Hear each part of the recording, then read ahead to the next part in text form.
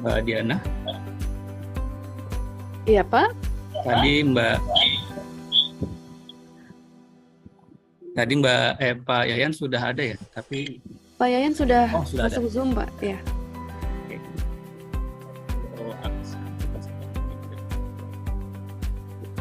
Selamat siang Pak Yayan. Selamat siang, salam kenal Pak, sehat selalu.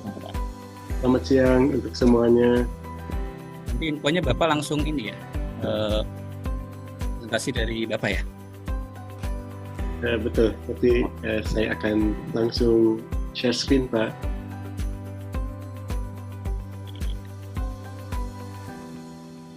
Baik, kalau begitu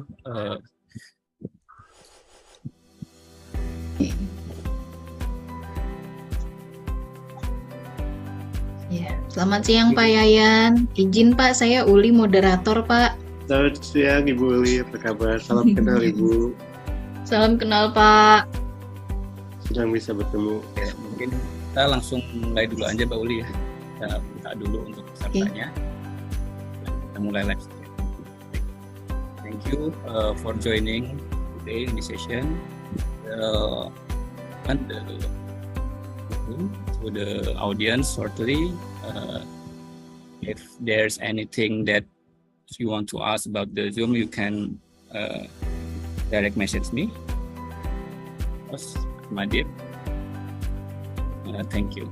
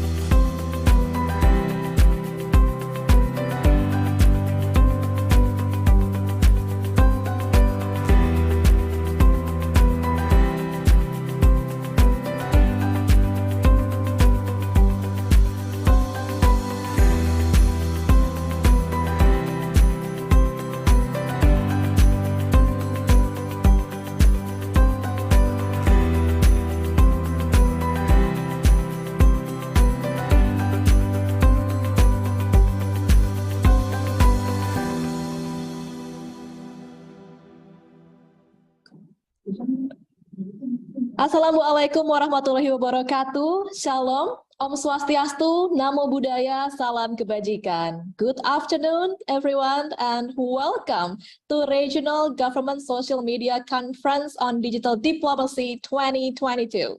I am Cornelia Ami, you can call me Ami, and I am truly honored to be your host for the first session of today's event. So first and foremost, we would like to welcome our Indonesian Minister of Foreign Affairs, Ibu Retno Marsudi, Director General of Information and Public Diplomacy, Ministry of Foreign Affairs, Bapak Teguh Faizasya, Director of Information and Media, Ministry of Foreign Affairs, Bapak Hartio Harkomoyo, and of course to all the audience as well as speakers and moderator in this virtual room. I hope everyone is having a good day, and let's get some insights from our prominent speakers for this first session. The whole event will be conducted in English, and this year's Regional GSM Conference will be divided into 3 sessions. Today we are going to have 2 amazing sessions, and the 3rd session will be held tomorrow evening. So, to refresh our memories, Regional GSM Conference is a follow-up event of International Conference of Digital Diplomacy, or ICDD, that has been held in 2021. We gather worldwide experts to share perspectives, experience, and research in the fields of social media and digital diplomacy. And to begin our event, let us invite our Minister of Foreign Affairs, Ibu Retno Marsudi, to deliver the opening remarks. Colleagues, welcome to the Regional Government Social Media Conference on Digital Diplomacy. Last year, Indonesia organized an international conference under the same theme. We discussed how the pandemic accelerated the use of digital diplomacy. Social media stands out as one of the most effective tools for digital diplomacy. With more than 4.5 billion active users worldwide, the full potential of social media remains untapped. It is possible that we would rely even more on social media to galvanize collective action against global challenges. Today, allow me to share some thoughts on how social media can support our diplomacy. First, as a tool to communicate our foreign policy. Colleagues, there are plenty of news outlets that cover foreign relations. However, social media enables us to directly inform the public in real time. Information that is not only official, but also accurate and unbiased. Social media also proves to be useful for governments to counter misinformation. Second, as a platform for engagement in foreign policy making. Social media can humanize governments in the public's eyes. It allows for a more personalized and accessible interaction and eliminates communication barriers. The public would feel more comfortable voicing their aspiration, suggestion, and even constructive criticism. Public engagement will enrich a policy-making process by bringing in different perspectives.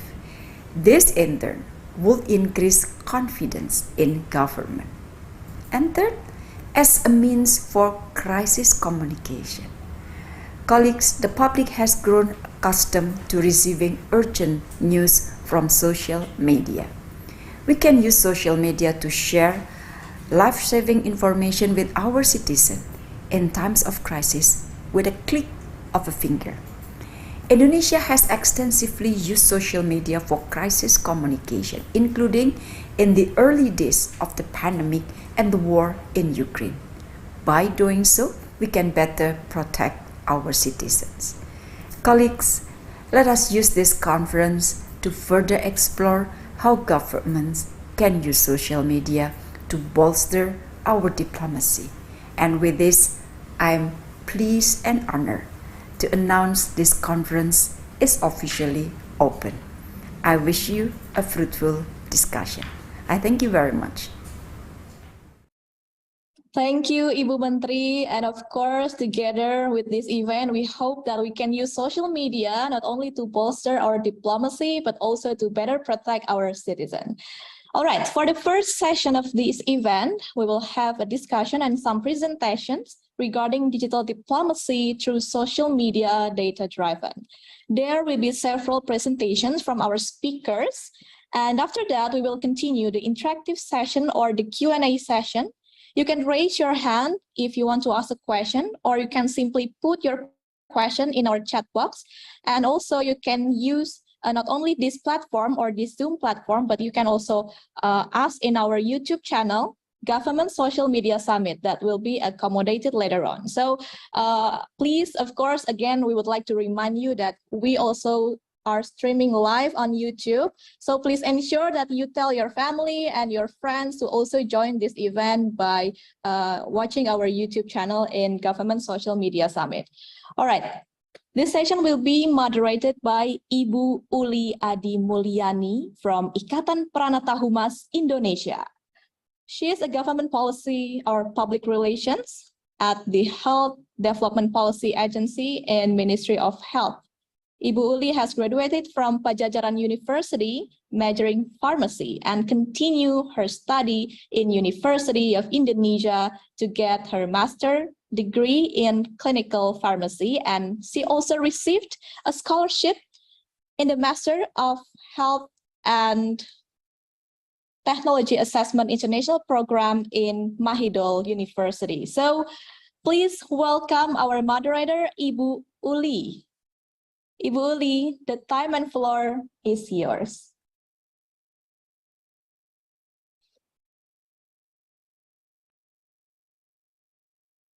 Okay, thank you, Mbak Cornelia, for reading my short bio. Bapak Ibu, Assalamualaikum warahmatullahi wabarakatuh. As mentioned, my name is Ully, and I would like to say my gratitude to Her Excellency Minister of Foreign Affairs, the Republic of Indonesia, Ibu Retno Marsudi, the Distinguished Director General for Information and Public Policy, Bapak Teguh Faizasyah, the Distinguished Director for Informations and Media Services, Bapak Hartio Harkomoyo, other colleagues, consulates, and honorable speakers and participants. Thank you for joining these sessions. I feel honorable to facilitate these sessions, and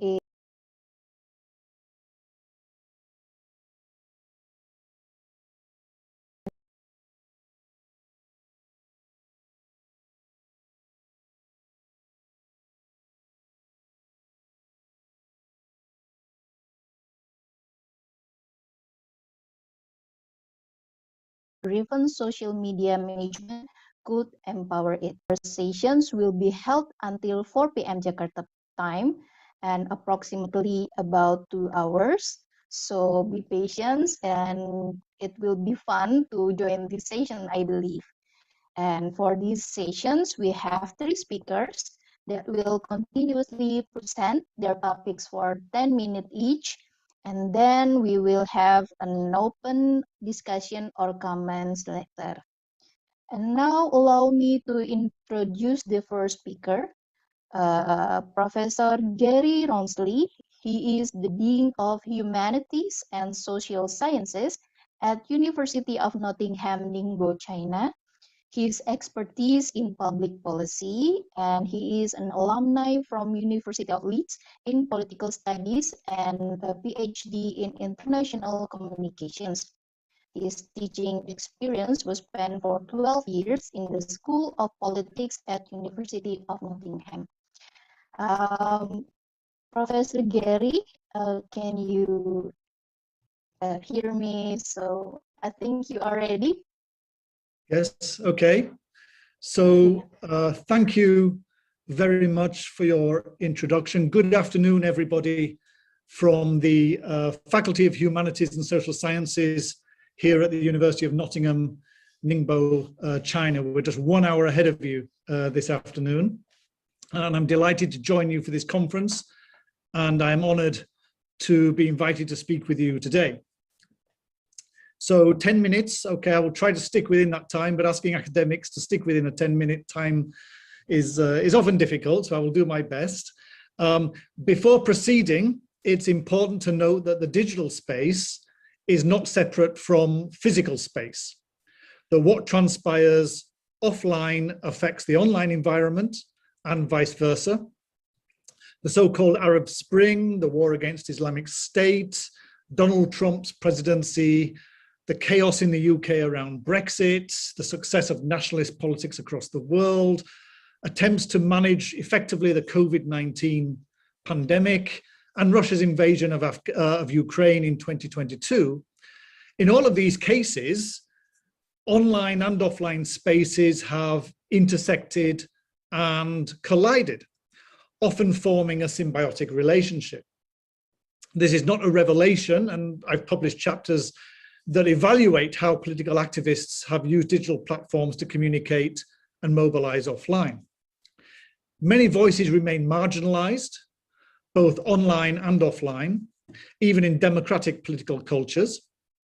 From the Uyghurs in Xinjiang to the Black Lives Matter movement and the struggle by the transgender community for recognition and equality, many groups across the world feel alienated and lacking influence to change their situation for the better, regardless of any claims about soft power. So to appreciate politics and power and diplomacy in the digital domain, it is essential to understand that this landscape affects and is affected by power and the distribution of power offline. Changes are still made possible by those who decide to participate in the real world. As President Bartlett in my favorite TV show, The West Wing, was fond of reminding viewers, decisions are made by those who show up. So I will use some time now to focus on the challenges that I think that digital platforms present the practice of public diplomacy, which is my main area of research. And I thought I would focus more on the challenges rather than the benefits, because I'm sure that we can pick up on those much later. And I think sometimes that we ignore the challenges because we tend to think of the social media and the social media space as being a kind of utopian landscape that solves many of the problems that we encounter. So I suggest that digital media have complicated public diplomacy in 7 ways. Firstly, their reach and their speed. Information and indeed disinformation can now flow faster at speeds never before imagined and reach simultaneously audiences in different parts of the world operating in different time zones.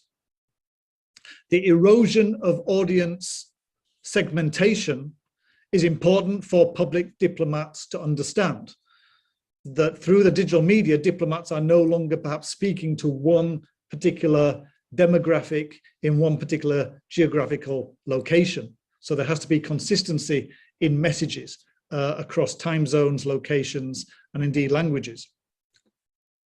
Number 2, following on from this, the digital media accelerate the dissemination of propaganda, misinformation, and disinformation.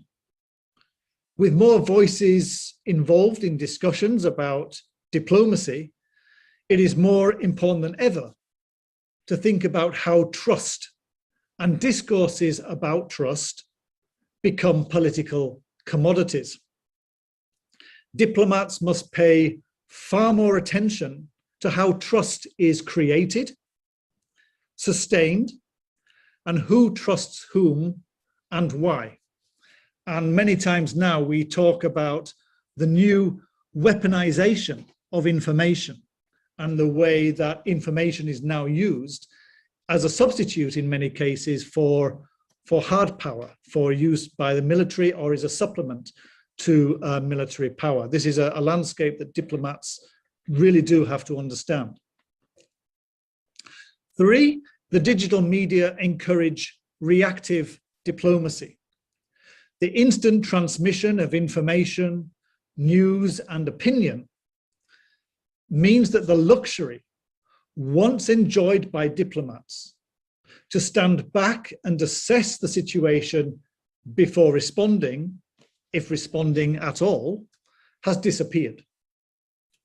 The pressure to respond instantly is one of the greatest dangers in diplomacy today. Diplomats have to avoid knee-jerk reactions to what they're seeing in social media, or using the social media to disseminate their own knee-jerk reactions to political and diplomatic events. 4, information overload. Public diplomacy becomes a competition for attention and retention. Governments, diplomats, embassies are therefore in a contest for attention with all the other sites that users wish to access. It's very interesting when we compare the number of followers of world leaders, of political leaders on Twitter, with the numbers following celebrities. And it's very clear that most users of Twitter still use the platform for entertainment and gossip. So foreign policy diplomacy is competing with all of these other voices and all these other interests that people are turning to social media to engage with. 5, the digital media removes the secrecy that is still often essential in modern diplomacy. This is not a new development, and the radio already started to disrupt traditional forms of diplomacy at the beginning of the 20th century. But digital communications technologies have magnified the problem. There is such a thing as too much democracy in diplomacy. That diplomacy still depends in some ways to negotiations behind closed doors with no public involvement whatsoever. 6, the social media can reveal the inconsistencies between words and actions. It's very easy today, because of these horrible things that we have in our hands at 24 hours a day, that we upload, download, and we become consumers, generators of content, producers, curators, everything. But this means that, you know, anything that we do can be immediately transmitted around the world at speeds faster than we ever before imagined. Think of the images of trophy prisoners at Abu Ghraib that circulated on social media during the 2003 Iraq War, which undermined the credibility of President Bush's claim that the war was fought to liberate Iraq and install democracy. Also, social media, as I said previously, can highlight the inconsistencies in public diplomacies designed for different audiences. And finally, governments, diplomats, and other official actors using digital media tend to do so as if they are still operating in the analog age. They tend to push or broadcast messages and information and pay insufficient attention to the capacity of digital media to provide a platform for listening, which is the core activity in public diplomacy, and actually interacting with audiences. That I don't think that governments and diplomats have yet really understood the potential of the social media to enhance their public diplomacy and their engagement with audiences. I suppose that's my time almost up, so I will finish there, and I look forward to questions and comments later. Professor Gary, I think you are have more times, but I think we will wait for the discussion later. The next speaker, I would like to invite Bapak Yayan Ganda Hayat Mulyana. He is the head of Foreign Policy Strategy Agency, Ministry of Foreign Affairs in the Republic of Indonesia. Selamat siang, Pak Yayan. And Selamat siang. allow me to introduce your short bio. Pak Yayan has been working in Ministry of Foreign Affairs since 1993. It's a long experience and a long time, ya, Pak, ya. And he has assumed many responsibilities in various divisions. Pak Yayan is a cum laude, graduated from Pajajaran University. I think we are the same university, Pak. I'm also from Pajajaran. And in 1998, Pak Yayan had graduated from Ohio University and later has doctoral degree from Medicine University in Political Science and Public Administration. Pak Yayan, if you already ready for your sessions, I think I should give the floor to you, Pak. Thank you, Ibu Ully, and I thank the organizing committee for inviting me. I'm honored to be in the panel with Professor Gary and Pak Rasyid.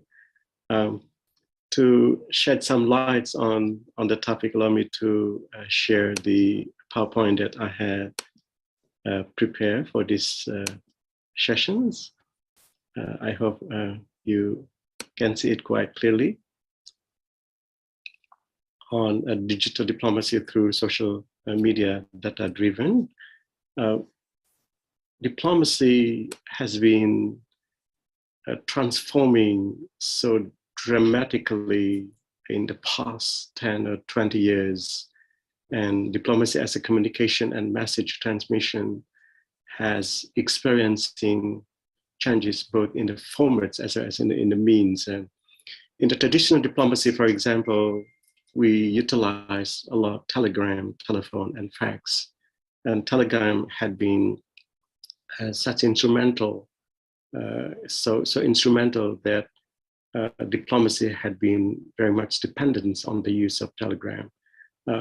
One of the his historic use of telegram is the 1917 the Zimmermann telegram, a secret diplomatic communication issues from the German Foreign Office in January 1917 that proposed a military alliance between Germany and Mexico.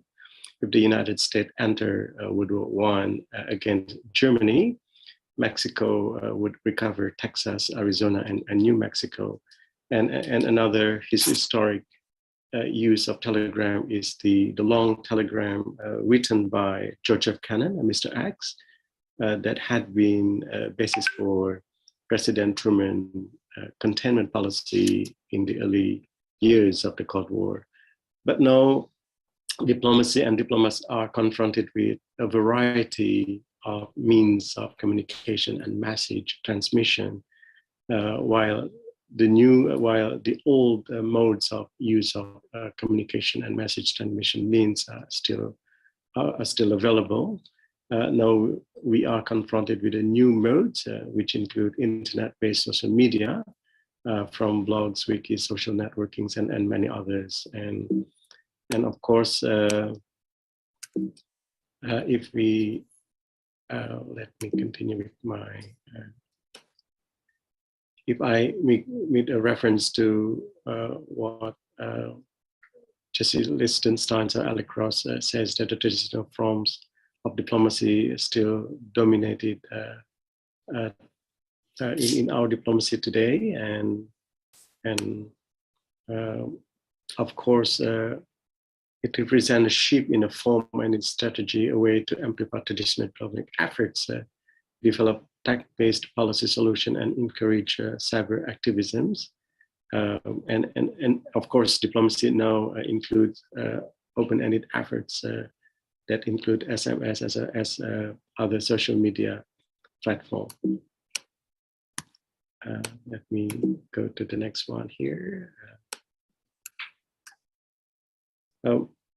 If we look at the components of digital diplomacy, if I made a reference to what Diplo Foundation has defined, there are three components here: tools, topics, and geopolitical environments. And the elements of tools is essential here, where social media has been and continued to be widely utilized.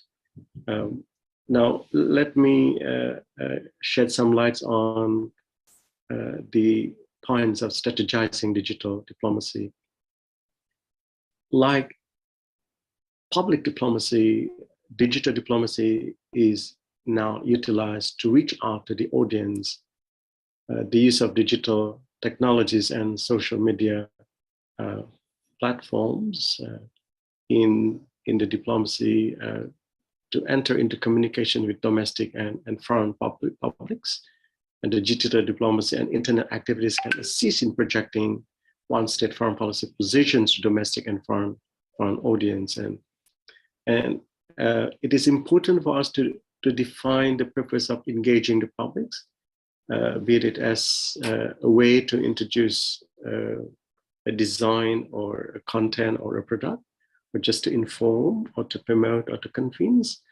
Her Excellency, Foreign Minister, stated there have been a variety of purpose in the use of digital diplomacy as a tool of diplomacy to inform, to counter, as well as to provide the crisis or the life-saving information, as we heard from her statement. It is as well important to look at our audience in terms of their background, demographic dimension, their interest, and their social platforms. And these considerations will help us design the best possible platform that we can use, that we can utilize to reach out to the audience, to the public, especially by the governments, of course. And this is our domestic audience, the Indonesians who are highly digitalized. 190 million Indonesian use social media, and this reality, of course, become an important data for government to design the best possible targeted strategies of reaching out or communications through social media. And of course, in our own Foreign Ministry, we develop platforms. We develop contents for the platforms that use Facebook, which include in it long captions with detailed informations, and using Twitter to present concise captions with emphasis in fast delivery, and using Instagram to present concise captions with informative and aesthetic pictures. Another important point in strategizing in digital diplomacy is setting the goals and social media marketing.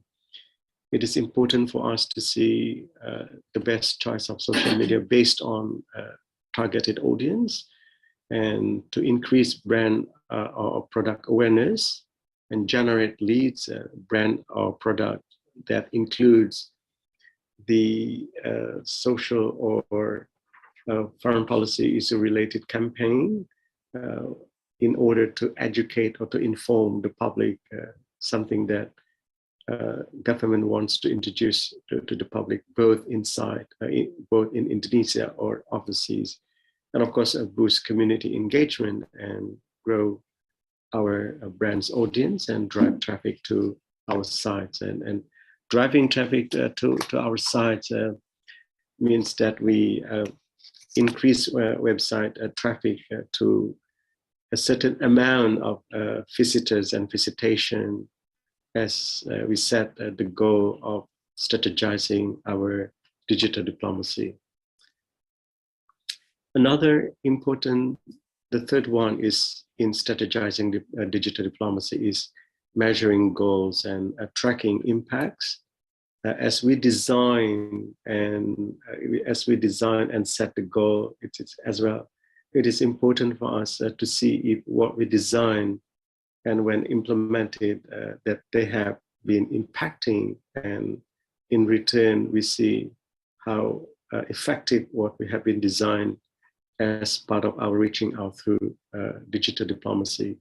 We can see the follower counts, the impressions, the reach, mentions, and link click, the likes, of course, the shares, the comments, the mentions, and the sign out as well as the conversion. And of course, data driven is essentially needed in strategizing digital diplomacy for, especially for two purposes. First is for engagement planning and content development. As I said earlier, that when we evaluate the implementations of one strategy or design, and we receive data in terms of user, for example, in terms of engagement, for example, and based on this data input, we can design further and better engagement planning as well as content development. What we have here at the Ministry of Foreign Affairs for the purpose of citizen protection, for example, we have a portal of caring and protecting our Indonesian citizens, and based on this portal that is really dependent on the inputs of data from different parts of the world through our embassies, of course, through our missions abroad, we can design a better engagement plan as well as content development in terms of providing life-saving information. And in light of the economic diplomacy and in developing relevant information on economic diplomacy, for example, in the areas of vegetable oil, we developed dashboard, our ministry developed dashboard based on the data-driven interactive virtual media on vegetable oil. We have categories of data based on producing countries, SDGs, indicators, and types of vegetable oil. And here is the dashboard, and why it is made as an interactive that allows missions abroad to update as well as to expedite the input of the data through the dashboard. And it is as well important for us to see the competitive narratives that arise within the theater of diplomacy. If I may quote what Tom Fletcher says, that increasingly it matters less what a diplomat or what a prime minister of diplomat says is our policy on an issue. It matters what the user of Google and Facebook and Twitter decide that it is. Perhaps if I may look at the note from the presentations of Professor Gary, he mentions one point in terms of information overload and in terms of which versions of policy, there's a competitions of defining policy, of defining issue areas. And this is probably what government has to look into, that we need to, for example, use the data in presenting narratives and counter narratives, as well as integrate trends with government narratives, with our narratives, and of course being dynamic in adapting to change. And we become both an excellent generator, but also at the same time as a good listeners to what the audience, the public through social media have been aspiring and have been expressing. And I think the note here is that international relations and diplomacy are basically a process of clash between narratives. Just before I conclude, let me just shed some lights on the benefits and the risks of digitalized diplomacy. Again, I started the risks. Professor Gary mentions a number of important points, and amongst others, disinformation, of course, about trust creation and content credibility, information leakage, hacking, as well as culture anonymity. But of course, have countries advance its foreign policy goals with less cost, and of course extend the international reach, widen the reach. And I thank you very much again for the invitation, and I'm honored to be part of this panel. Thank you. Okay, thank you, Pak Yayan. It is well, we already listened your sessions, your presentations regarding the strategic diplomacy, strategizing digital diplomacy, and there is there's another in line with the previous speaker, Prof. Gary. I would like to imply from Gary's presentations. There is a quote I try to resume from the Gary's presentations, that the now foreign policy diplomacy need to cleverly compete with social media celebrity. So the words will reach the audience and engage with the targeted publics, because Tom Fletcher, in your presentations, you mentioned that Tom Fletcher try to focus, try to say that now, like Google, the social media winning the audience of the public, so the government needs to cleverly compete with and use the social media to deliver their words to the public. Now we would like to proceed with the third speaker. Thank you again, Pak Yayan, for your presentation. I would like to invite Pak Aqsath Rasyid Naradhipa. He is the third speaker for our session today, for the first session. He is, I think, Pak Aqsath already in the room. Okay, let me check. I'm not sure if, because I cannot see in the participant list, or perhaps not it. Oh, Pak Aqsath cannot unmute. Please help host to unmute his audio. Okay, it's already. Oh, okay. Okay. Oh, I see. Hello, Thank you. Pak Aqsath. Hello. Yeah. How are you? How are you? Fine. Yeah, good. Let me introduce you a bit, reading your short bio. I see that you are passionate about digital marketing and social media, and has spent more than 10 years in developing NoLimit. Yep. And also, Pak Aqsath is an experienced influencer and speaker in many fields, such as digital marketing, social media, growth hack, and entrepreneur.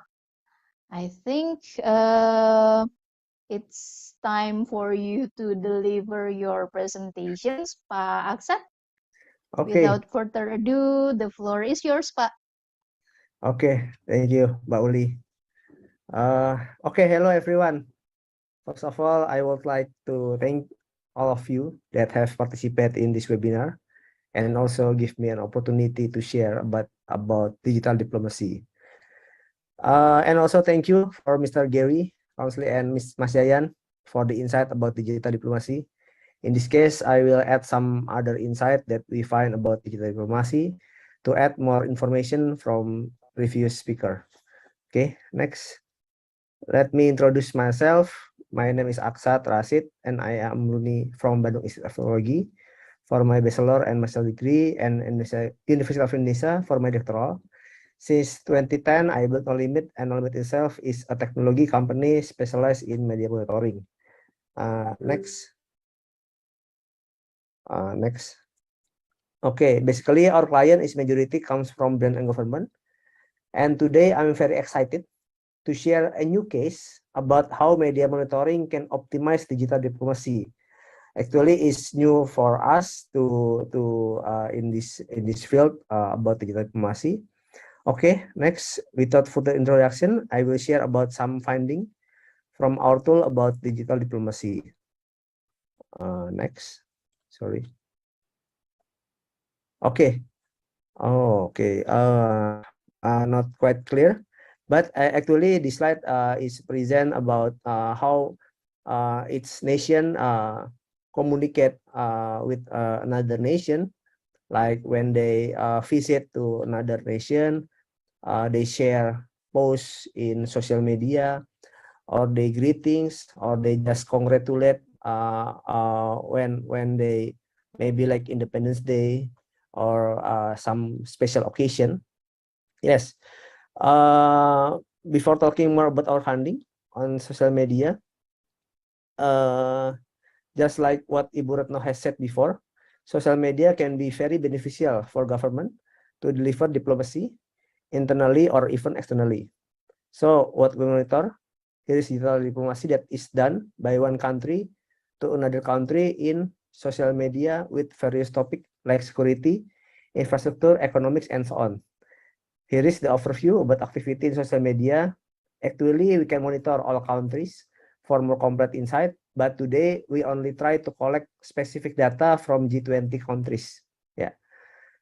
One thing that we found is that America becomes United States, become the most active G20 country in digital diplomacy. There are 33 posts related to digital diplomacy come from America. Next. Yeah, sorry. Back again. Yeah. Sorry, it's not clear. Yeah. Maybe you can go in full screen. Because it's not quite clear. So, full screen. Okay. Okay. Another thing, if we divide into several topics, education and environment become the most discussed between each country. One of the most active country in this topic is Australia. It's followed by economic issue with Canada. Next. Yeah, here's you can see a top topic by country. Like you see in here, we can monitor what topic is focus with a nation. Like Australia is focused in education and environment, Canada is in economic, America in security, and next Canada is technology and human rights, and so on. So here, like Mr. Yayan said before, data driven, we can do the diplomacy based on monitor what another nation do in social media. Next. Yes, this is the topic that dominate in digital diplomacy with another nation. It's 24% is economy, and America is the most mentioned country in this topic. So here's we can know what going on in the world. Like first is economy, second is environment, and third is security and defense. So hopefully with this monitoring, the government can know which focus they will do in diplomacy. Next. Yes, we also monitor 3 months in June, July, and August. We can see the month-by-month graphic explaining that some on diplomacy discussion happen on June. It's related with some of big event like G10, G7, NATO, and the 9th Summit of America. So when the global event is host, there is increase in activity in social media. Next. And if we take a look personally, Justin Trudeau from Canada become the most active president talking about digital diplomacy on social media with 12 posts. Actually, we can get more rich insight when we monitor about government, president, maybe Ministry of Foreign Affairs, and also the citizen of the nation. So we can know like when about the culture, maybe about the food and so on. But here is the maybe like a snapshot what digital monitoring can improve the digital diplomacy to more driven by data. Next. So that's all, a bit sharing and finding from what monitor about digital diplomacy on social media. Maybe next session we will discuss further, yeah, Mbak Ully, and let's talk about how we can improve the digital diplomacy in social media. Thank you. Okay. Thank you, Pak Aqsath. Very fruitful presentations. From your presentations, we can gather informations how the most three topics in diplomacy, in digital diplomacy, as sketched by the media monitoring from around the world. Yeah. Okay, I think can we invite now we can invite the audience if audience want to discuss further regarding this topic with our speakers. Let me check the chat box if any questions appear, or if participants want to talk directly or want to discuss directly with the speakers, we can help you, but first you have to raise your hand, or you can click the raise hand button so the host will know to activate your audio. Okay.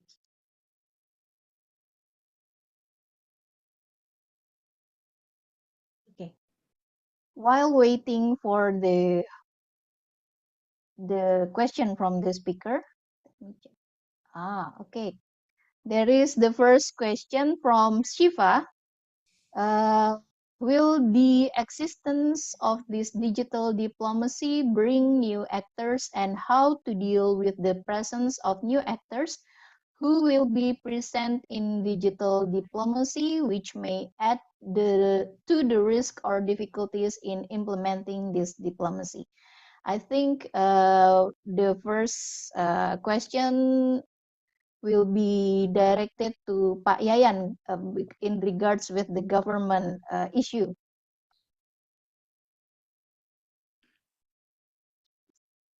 Thank you, Shifa, for the important questions on the existence of this digital diplomacy.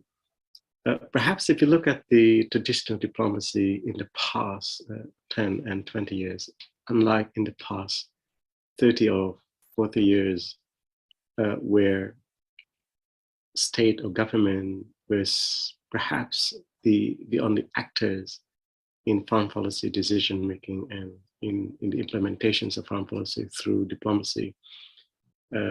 But in Indonesia, we become recognizing the concept of total diplomacy in the past 10 or 15 years after the reform, where the NGOs, the non-state actors, the private sectors, and civil society organizations, to some degree, they contributed to perhaps to the input provisions to the process of decision-making of foreign policy, and further to the implementations of these foreign policy.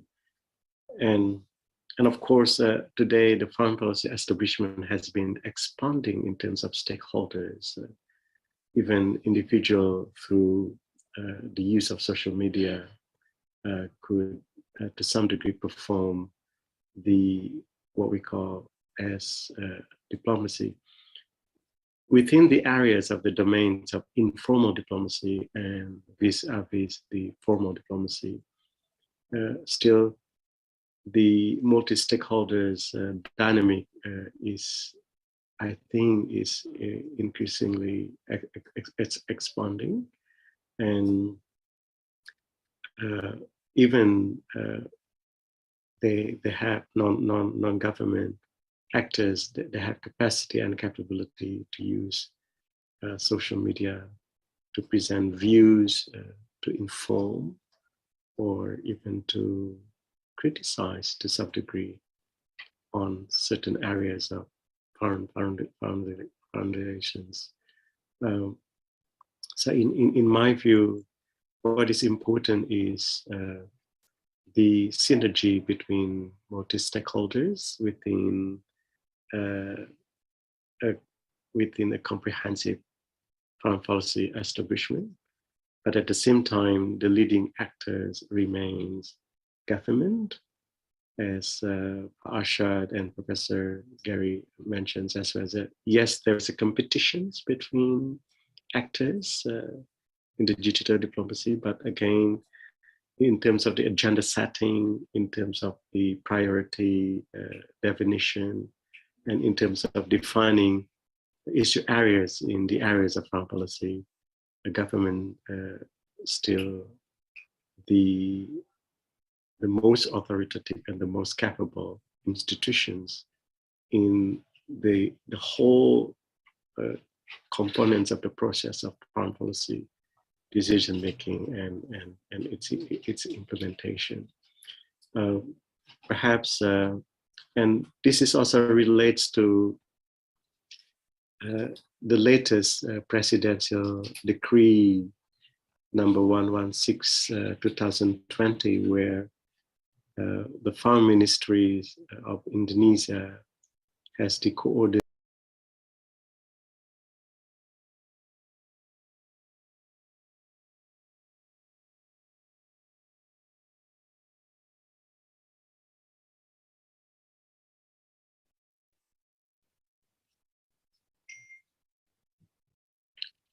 I really apologize. I was interrupted. If I may go back to my last point, that with the presidential decree number 116 2020, the Foreign Ministry as the premier institutions in the areas of foreign policy has the coordinating role in the areas of foreign relations, perform or become the interests of other institutions that include as well local government. And law number 37, 1999 on foreign relation, it is clearly stated that the Indonesian Foreign Ministry is the primary institutions in the designs as well as in the developments of foreign policy and diplomacy. Thank you. Thank you, Pak Yayan. I think I will invite Gary. I saw him that he already has something in his mind. I can see from your face, Gary. Yeah, I mean, perhaps you can add something from Pak Yayan. I always have a lot to say. Much of it's not always relevant, but I always have a lot to say. Yes, absolutely. I mean, I agree with my colleague 100%. And I think there is a tendency when we start to look at digital diplomacy and the new tools that we use to conduct diplomacy, that we like to think that we are radically transforming the space and the practice and the agendas and the interest and everything, when actually, you know, diplomacy hasn't really changed that much when you look back over the centuries. If you compare the diplomacy today to that under, you know, Louis XIV in France, you're not going to see that much difference, because it's being done in much the same way. It's just the tools that are different. You know, as our friend said, you know, it's the agendas, it's the interests, it's governments, it's though these all remain the same, the main stakeholders and the interests and everything. And certainly, you know, in the final presentation, you know, we're looking at those themes that were emerging, you know, the economy and security. Those are all exactly the same as they were, you know, 100, 200, 300 years ago. So I think it's important for us always to remember that digital communications are simply a tool, and that they don't suddenly, you know, create this kind of wonderful utopian vision that is going to transform modern global politics. And if anything, you know, it has had the opposite effect. It has created more nationalism among publics, and it has, you know, through disinformation, has created its own problems. I think that the question that we have is a very interesting one, and I will say probably a few things in response to this. Firstly, you know, the idea again that communications today are transforming diplomacy, and the number and the type of people who are engaged in diplomacy is mistaken. If you go back through the 20th century to the advent of radio, you know, the idea that you can use these communication technologies to manipulate people, to bring people into a conversation, and to leak information that perhaps would have been better disclosed behind closed doors, that there's a long history of that as well. Digital media have simply expanded the room, expanded the number of actors, and increased the speeds at which this happens. The other point to make about stakeholders and the challenges to diplomacy that our questioner asks about is that we have to be more attuned, and diplomats have to be more attuned to the fact that we're working much more in a networked society, that it's no longer as hierarchical perhaps as it was in terms of a vertical hierarchy. Information flows much more among networks, which affects the issues of trust. As I said, you know, trust is a big problem for diplomacy and for news and information generally today. Because when you do surveys of people about who do they trust, people, certainly in the UK, US, and other places, they don't say that they trust their professors anymore, I'm sorry to say. They don't trust journalists. They don't trust people in authority. They trust people like me. In other words, they trust their peers. And to understand how to disseminate information, whether that's diplomatic information or otherwise, you have to understand how networks operate, how they are formed and how they function. I would also say, finally, I really like the point that you made about the you know, picking up on my point earlier about celebrities. I think there is a danger in that the competition of voices that we have today means that diplomats might feel that they have to trivialize what they do, that they have to trivialize foreign policy and politics in order to appear attractive, in order to get that attention. And I think that there's a big danger in that. How do you attract attention and explain and advocate, etc., what are often very complicated foreign policy positions in 140 characters? You know, so there is a danger that we can go too far down that route of saying, you know, it's all about attracting attention, it's all about bringing more and more people into the room, and we lose sight of what diplomacy is, what it's intended to do, and the importance and the complications that are attached to those.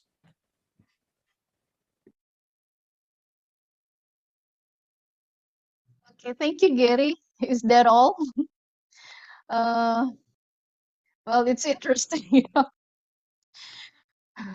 because actually the diplomacy itself is the same from the period of the previous centuries to now, to the 20th centuries, but the tools is changing. So everybody was kept in mind that only the tools is changing.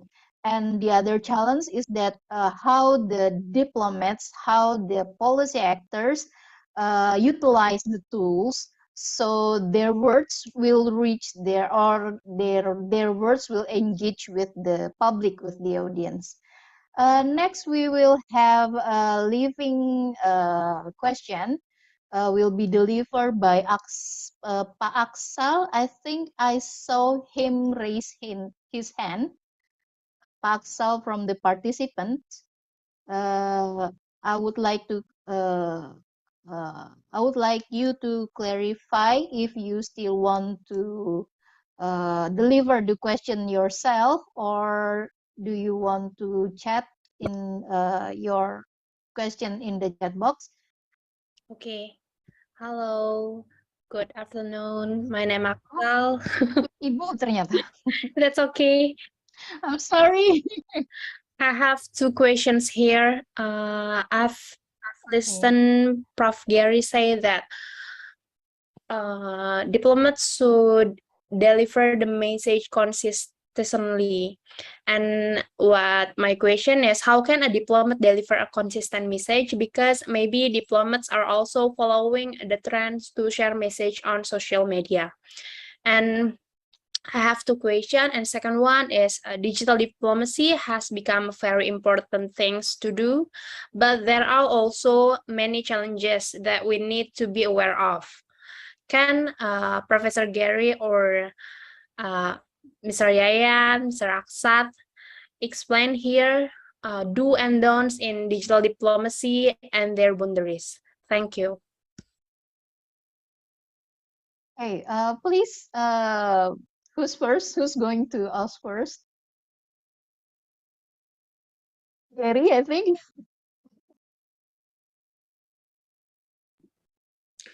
Okay, thank you very much for those questions. Yes, absolutely. Consistency is very important because, you know, before the digital age, it was very easy to send different and often conflicting messages to different parts of the world in multiple languages, and that's not possible now. I think that it's really important for politicians and diplomats to understand that, you know, digital media spills across borders. You know, radio did the same. You know, it was very easy to pick up radio signals and TV signals across borders, and people could therefore pick up discrepancies. And we could argue that that was one reason that contributed to the end of the Cold War in Western Europe and Eastern Europe, with the spillover of TV signals and radio signals. But it becomes even easier, of course, with digital media to pick up on discrepancies. And with people learning and being able to use multiple languages, it's very important. Consistency has always been important, but I would not only is it consistency in terms of information and the message, it's making sure you are consistent between your actions and what you're saying. I would say that that is more important because, you know, diplomacy, digital or otherwise, depends on credibility, and certainly public diplomacy depends on credibility.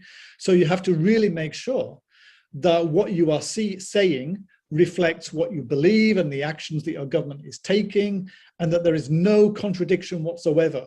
Because with these things, it's so easy now to upload and disseminate any contradictions that people find in the messages and in actions. And I would say that's one of the, you know, the do's and don'ts that you asked us for as well, is that don't be tempted to think that you can, you know, spread different messages to different people around the world, because people are able now to detect those inconsistencies. Make sure that you are always reflecting your actions and that you are as honest as possible. I would also say that there is a danger, as I said, with trivializing foreign policy today. When I look at some of the accounts floating around, you know, China, Taiwan, but also we've seen it with Ukraine and Russia, you know, the use of memes and the use of humor and everything. There's a tendency, yes, this can attract attention, but it can also, especially if it's done by diplomats and embassies, as I've seen it happen in this part of the world, it can really trivialize your position. It can trivialize you as a credible source of information.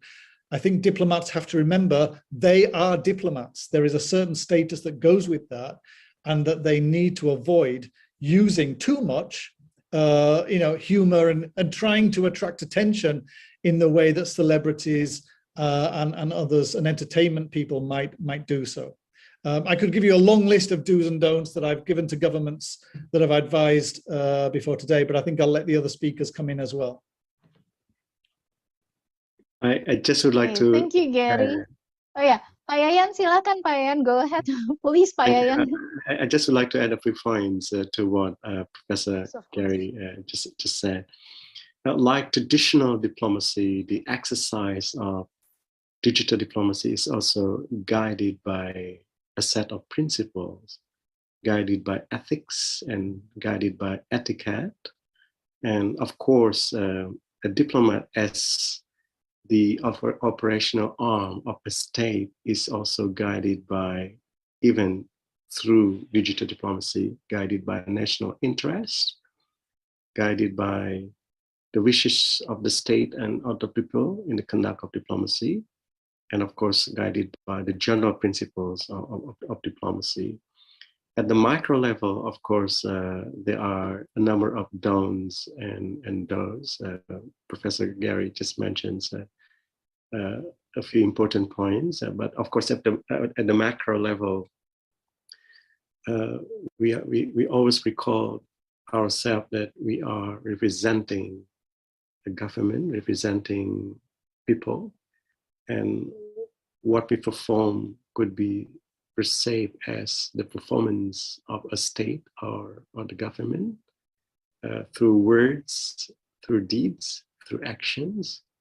And what we express through social media would be perceived as representing government.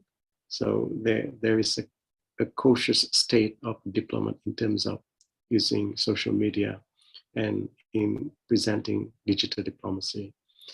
In the past few years, leaders, statements, diplomats have used social media, that usually Twitter, to convey message, to express concerns, to present a counter argument, and we see here, as Professor Gary has said, that the questions of trust, the questions of credibility is at the stake when once we present something through social media as part of the digital diplomacy. I think we have to consider the elements of trust and the element of credibility.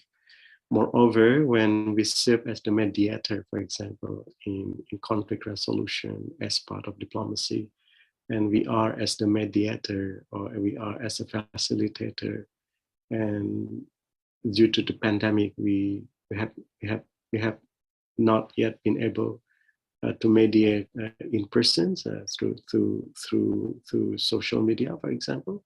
So the question of credibility and the questions of trust is extremely important to the outcomes of these mediations and facilitations. Thank you. Thank you, Pak Yayan. I think I would like to hear from Pak Aqsath. Okay, regarding the same question, I think from the point of view of media monitoring, because in the previous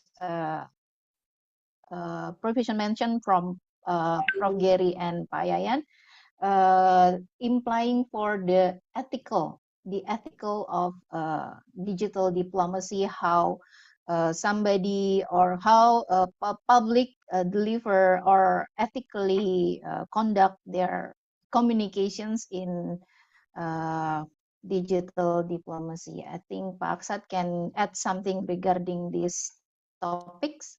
Okay. I agree with Prof. Gary and Mas Yayan has said. I think social media make the information is transparent, right? So everyone can see anyone post, like you can see the president, you can see the minister, you can see another president in another country. So we are all must consistent, like Prof. Gary said. When you are inconsistent, everyone can see that in your action and what you said in social media. But also in digital era, when you say is transparency, there are some, maybe what we must avoid is misinformation and hoax, right? And when it become trend, the misinformation that become trend, it must be avoided with all diplomat, and they cannot following that trend, because when they follow the trend and share the message, it will be catastrophe in that country. So I think the monitoring will be crucial part, so the diplomat can know what trend around them, what is the misinformation, and also what's going on in another country. So they have like a map, right? When they act, when they want to say anything in social media, and like Prof. Gary said, you cannot be a celebrity. So, you must know your main job. You are a diplomat. So be careful with your word in social media. That's my point. Okay, yeah, I think in social media we have to be careful with our thumb, right? The thumb. Yes. Because the thumb say what's in your head. Yes. Gary, do you want to add something?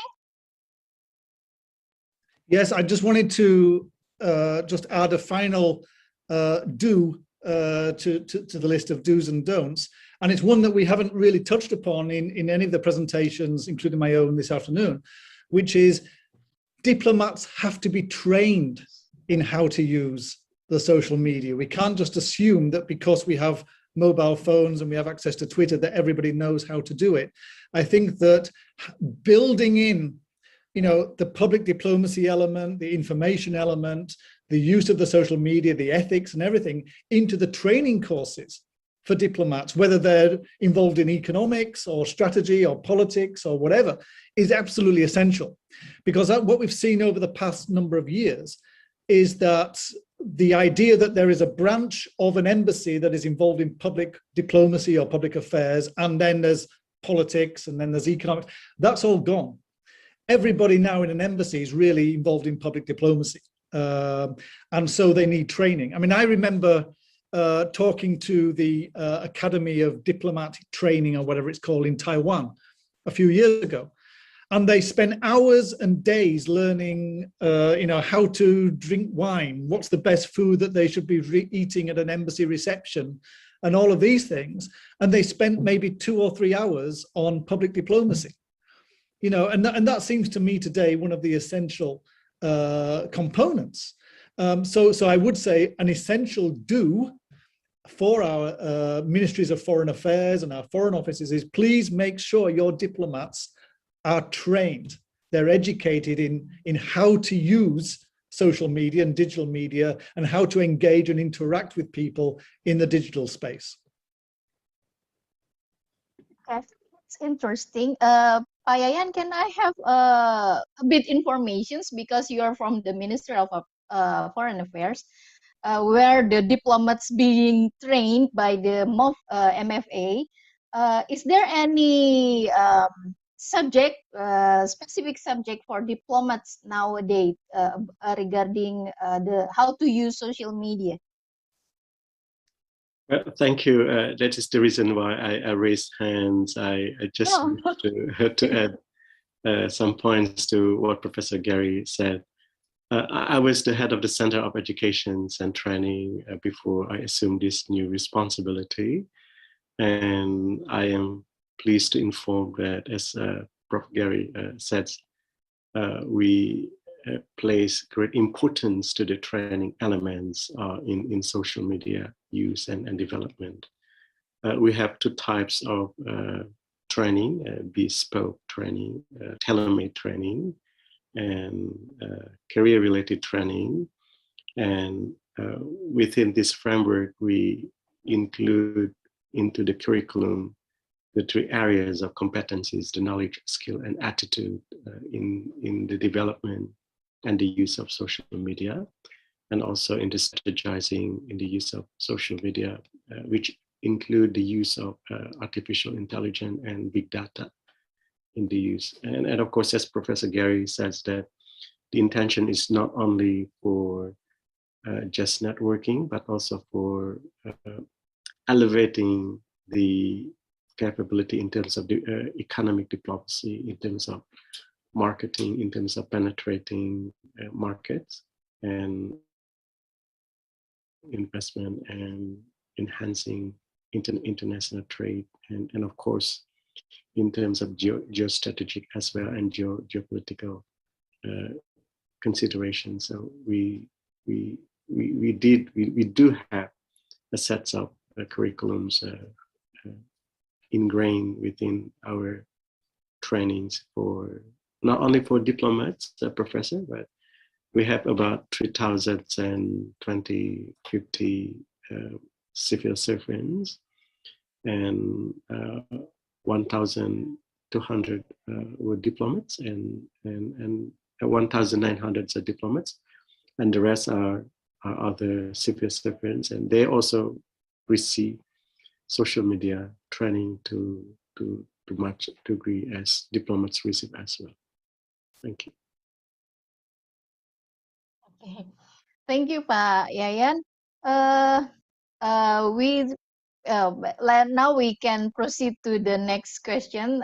There's a lot of things that we need to discuss and to be answered for this session.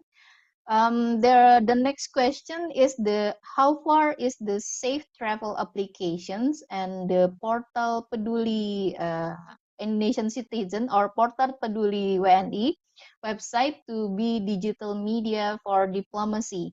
In particular, how effective are those two platforms in protecting Indonesian citizens abroad?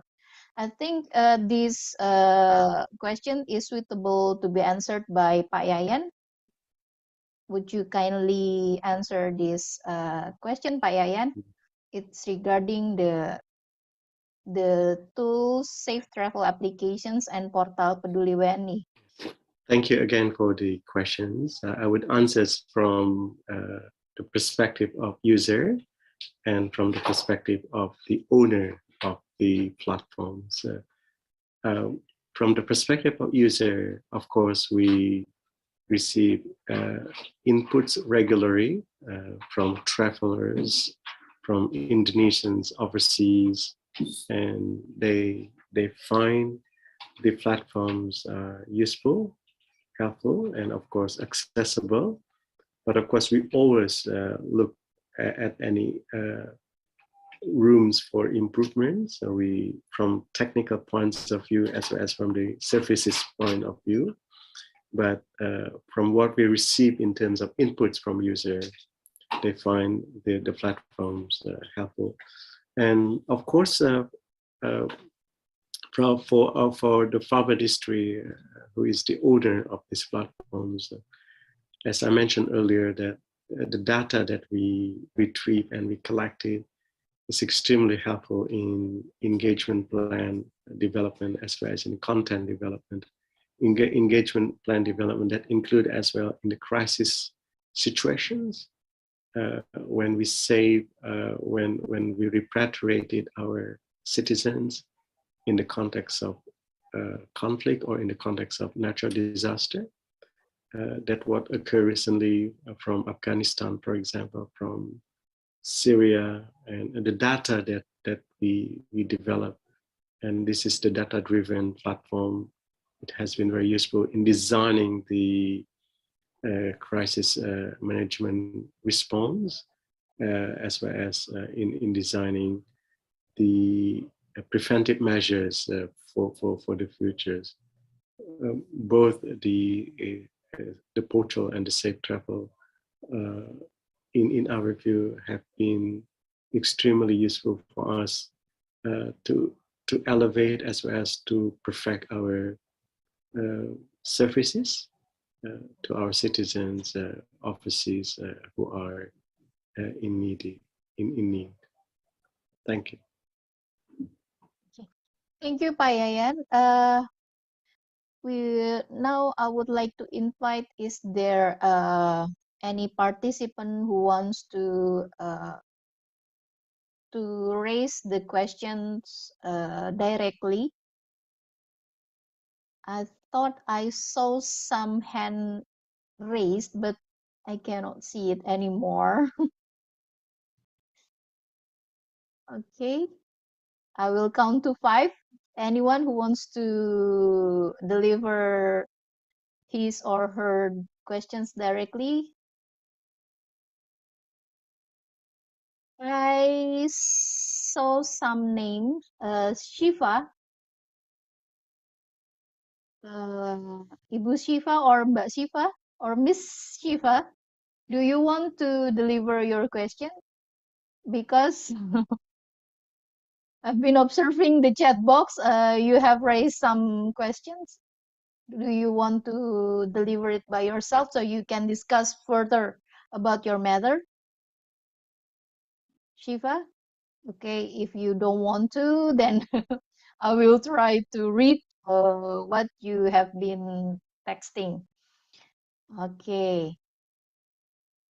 Okay.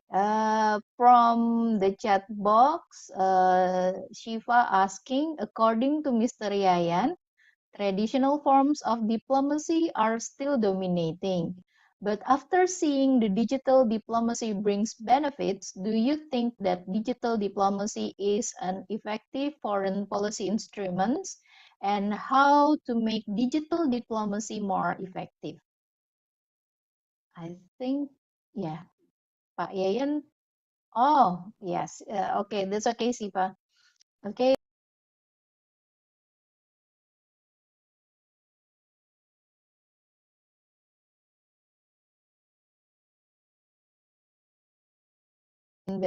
From the previous question, but if there's any details or questions wants to be added by Yayan, please do so, Yayan.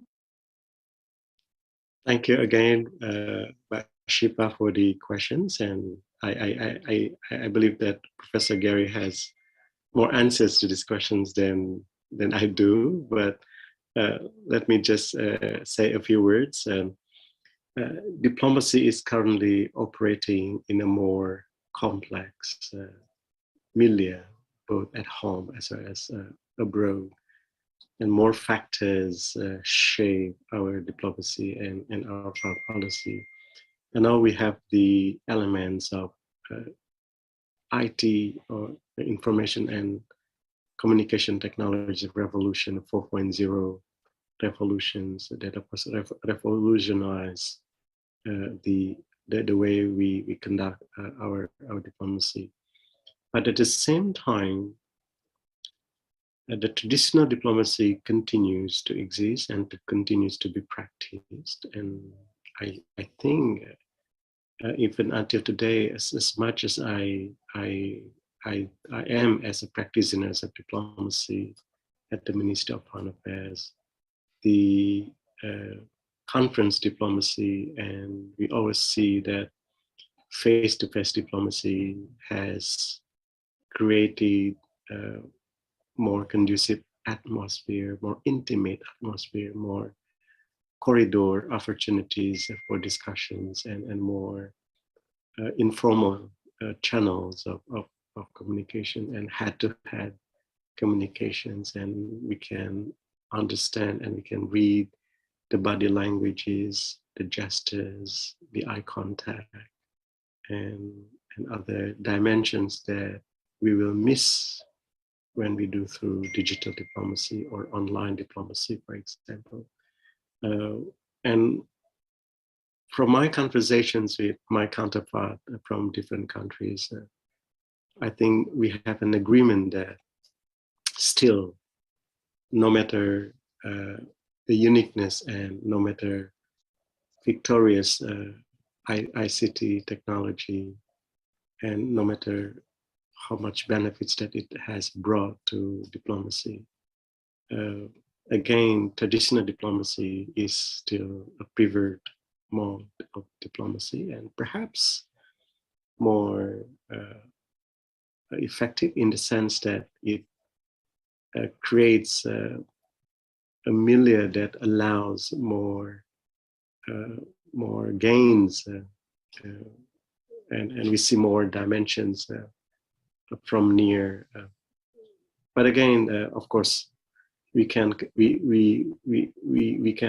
with the digital diplomacy. So we can use both modes at the same time, and to make our digital diplomacy more effective, of course, we can see from different pillars, from technological pillars, for example, technical pillars, from the methodological pillars, from the content pillars, as well as from the user and from the target audience pillars, and from the cost and effectiveness pillars of the use of this digital diplomacy. Of course, we are blessed with those two modes of diplomacy, and we can use to the utmost for our common concerns and our common objectives. Thank you. Okay, thank you, Pak Yayan. Next, Gary, do you want to add something, Gary? Oh, Yes, please. So yes, I mean, I agree 100% with my colleague. I think, again, you know, we have to be very careful that we're not looking at this as if it's an entirely new environment. There is historical precedent here. If you look at when the telegraph was introduced, the telephone, summit diplomacy, when presidents and kings and diplomats can travel by aeroplanes to meet other diplomats, the radio, all diplomats and ministers were saying, this is the end of traditional diplomacy. You know, because now I can pick up a telephone and talk to somebody in another part of the world. We don't need an ambassador anymore, you know, or the telegraph did this exactly the same thing. It was nonsense. Of course, you still need those resident diplomats on the ground who know the language, the culture, the historical background, the politics, and have the networks. You're never going to replace the traditional diplomat working in an embassy with Zoom or Teams or whatever. They're still going to be very, very important. And I think that is absolutely right. I'm glad you picked up on this idea of corridor diplomacy. You know, because when you look at negotiations, when you look at these multinational summits that take place, the work doesn't really happen within a meeting room. It doesn't happen within a lecture hall. It happens in the corridor. If you look at the history of the climate agreements, for example, you know, the Paris Climate Agreement was thrashed out by Barack Obama going to many different rooms and talking privately and one-to-one with other leaders and other diplomats from around the world. It's the corridors where the real work happens. And it's unfortunate that, of course, we don't get that intimacy that my colleague has suggested there. The final thing I would say about this is that one of the more interesting aspects of foreign policy activity and diplomacy that has been augmented, has been facilitated by digital technology is actually the consular work. You know, we always tend to think of diplomacy as being the high-level negotiations between ambassadors and governments on war and peace and the economy, when actually a lot of the diplomacy happens on a day-to-day basis at the consular level. And what we've seen, particularly during COVID, is that, you know, it is at the consular level where we've seen the most successful activity in the digital space, because they've been having to deal on a day-to-day basis with the crises and the issues that have been arising from people in lockdown or being stuck in different countries or whatever. Certainly here in China, you know, on my phone, on my WeChat account here, we got regular updates, video updates from the British consul in Shanghai, who are giving us emergency numbers, new information, et cetera, et cetera. So I think that that's a dimension where the digital space has really helped to transform what is a very important but often a neglected part of diplomatic activity. Thank you, Gary. Now allow me to invite Pak Aqsath. There are several questions for you.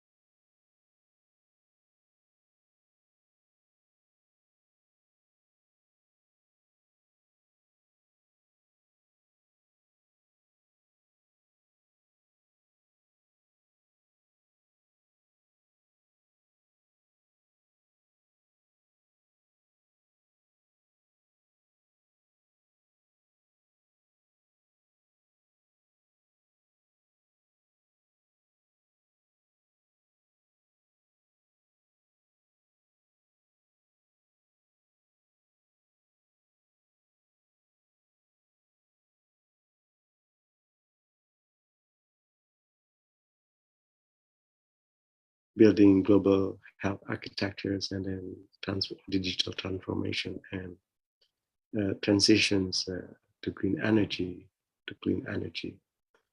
And this is as a framework for what we believe as the impact of social media. And there is an oscillatory process.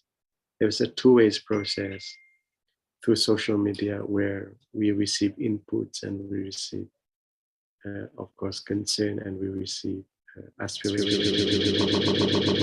At the same time, as we communicate what we think as the best and the most important for Indonesia and for the members of the G20 and for the global community of nations through this process. And this is really historic responsibility. This is really a mandate upon the shoulders of Indonesian people and government, and we will do our best to assume the presidency of G20 with concrete result. And we communicate this as well to the global publics, why our presidency is important for them, and the use of social media and the digital diplomacy is extremely important. And of course, more than 100 meetings under the G20 are planned, and some are already conducted. Of course, we expect we can do it in a more intimate way, as Professor Gary says, in an in-person meetings, conferences, rather than hybrid or online. So it gives more meanings to the process of. So this is one of the biggest policy issue areas that now become our considerations. Thank you. Thank you, Pak Yayan. I would like to invite Gary. You may add something or opinion. I think this is the last question raised today at this session. I will make my answer very brief because I think my colleagues already expressed the answer very well. And obviously I don't know enough about Indonesia and its use of social media, except when I read a book a few years ago about Indonesian politics and history, and I learned from that book that more tweets at that time were sent from Jakarta than any other city in the world, which was incredible when I thought about it. But I will leave the specifics of that to my colleagues. I will just end my contribution with a very pithy kind of response to this.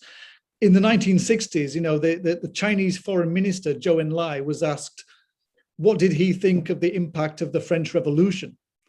And Zhou Enlai famously is supposed to have said, it is too early to tell. And I think that that's one way of answering, you know, what is the impact of the social media on the world, on foreign policy, on diplomacy, and everything else. It's still a little bit too early to tell. You know, I remember, I'm old enough to remember a world without the internet and social media. This is why I never use the term new media, because it's not new to the generations of students we're now teaching and people who are using social media on a regular basis. So I always bristle when I hear the term new media. When do the new media stop being new? But I would say that, you know, we need to have a little bit of distance, you know, because it's only 30 years since the first email from one head of state to another head of state was sent, you know, and 30 years in international relations and diplomacy is a very, very short time indeed. So I'm going to protect myself here and just simply say, I think it's, you know, we're still doing the research. It's a little bit too early to tell. Thank you, Gary. Pak Aqsath, do you want to share your opinion about the last question? Yeah. Okay. Thank you. Actually, I'm obviously is not Ministry of Foreign Affairs. So, what I think is same with Prof. Gary and Mr. Yayan, that traditional diplomacy is irreplaceable, and social media is maybe only supporting tools or complementary. So I think with the rapid change of digital, there are some data that we can analyze, like Mr. Yayan said before, with a big data or AI. So it can sharpen the decision in Ministry of Foreign Affairs. So they can make diplomacy smoother between the nation. And I think it's quite early adoption, right, in technology. So it will be better if Indonesia maybe start to do this. I think this conference is a good start. How digital diplomacy is social media data driven. So the decision can sharpen and make a decision more accurate. Yes, that's all. Okay, thank you, Pak Aqsath. Actually, I want to invite any summary from all the speakers, but I think we are short in times. It's already 4 p.m. I'm really sorry, but uh, I believe that the participant would like to discuss more about these topics, and it's very interesting topics we have for the first session. We believe that this conference will be successful until the last sessions. Thank you all the speakers for your insightful knowledge and experience about digital diplomacy, and very nice informations we have for these sessions. Again, hopefully our informations and knowledge that have been shared in these sessions will be useful for all of us. And thank you again. And I would like to return this floor to the Master of Ceremony. Thank you again, Prof. Rawnsley, Pak Yayan, dan Pak Aqsath. Thank you, Ully, See you Prof. in you, the Yayan. other media. A pleasure to meet you. Thank you. All right, thank you. That was a good exchange of views. So we gained a lot of ideas and insights regarding social media and digital diplomacy. And again, I would like to thank Ibu Ully as our moderator, and thank you to our amazing speakers, Mr. Gary, Pak Yayan, and also Mas Aqsath. And to all the audience who wish to get the e-certificate, so don't forget, please kindly fill the form in our chat box so that the committee could find your name and your email as well as your information, so that the committee could process the e-certificate and then deliver it to you. We also would like to thank our host event, Indonesian Ministry of Foreign Affairs, GSMS, UKICIS, and our supporting partners, Ministry of Communication and Informatics, Aurago, NoLimit, and Ikatan Pranata Humas Indonesia. Together, hand in hand, we could gather not only the speakers, but also the audience to finally produce such a fruitful discussion. Before we close the session, let's take a picture together. So I would like to ask to all of you guys, to all the audience, to open your camera and please give us your best smile. So we will capture today's moment in several frames. So please open your camera so that the committee could capture your photos together. Okay, keep smile. We are going to capture it 4 or 5 times, I think, due to a lot of participants here joining with us in our Zoom or our virtual room. Okay, keep smile, stay, and 3, 2, 1. Okay, thank you, everyone. And please, if you want to continue joining our second session, don't worry, because the registration link is still open. And I hope to see you all again in our next session. Thank you very much. Stay healthy wherever you are. So see you again. Bye.